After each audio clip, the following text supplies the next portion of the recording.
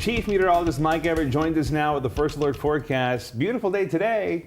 Cold, but nice. I love the way that you kind of trailed that. Beautiful day today, but you know what? Again, I'm just really pleased that we were able to keep the rain at bay, have a successful evening over at T-Mobile Park, and yeah, now we're about to go into what will be some very wintry type weather this weekend. Yeah, in the middle of March. Go figure. Take a look at Bellingham right now. It was a gorgeous sunset. You know what? Third night in a row that Whatcom County just cleaned up as far as the sunset goes. We've had a lot of cloud cover down towards the south, but our northern counties, they were beautiful tonight. We do have a little bit of a breeze coming in there. In fact, again, that southwesterly breeze kicking up to about 15 miles an hour in some spots.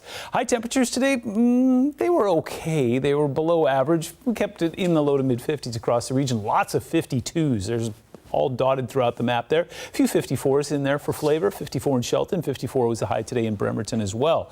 It is considerably cooler than it was this time yesterday, by about 6 degrees in Olympia. Out towards the coast, 3 degrees cooler in Hoquiam, 4 degrees cooler currently in Puyallup. So as far as that wind goes, it's going to switch around and start to come up from the south there and be fairly robust throughout the day. Now, we don't really have any watches or warnings in place related to wind. We'll get some gusts up to about 25. Yeah, that's not anything that will issue a warning, but this new system moving in here is going to bring some winter weather to the mountains. In fact, we got a winter storm warning in effect there. I'll tell you about in a moment. What this is going to do is you see that frontal boundary comes in, and then once it comes in, it just opens the door and invites all its friends in behind it there. So there's going to be a lot of moisture, some cold air, and some instability mixed in there that could bring some thunderstorms our way this weekend. Take a look at the passes right now. They look better than they have in a good long while. In fact, you could see the road there, bare and dry in Snoqualmie. You can also see the road at Stevens Pass. Even the parking lot's looking a little bit clear right now, but that is about to change. Overnight tonight, we'll see some of that rain picking up in the early morning hours. It'll be a wet commute over the Seattle metro.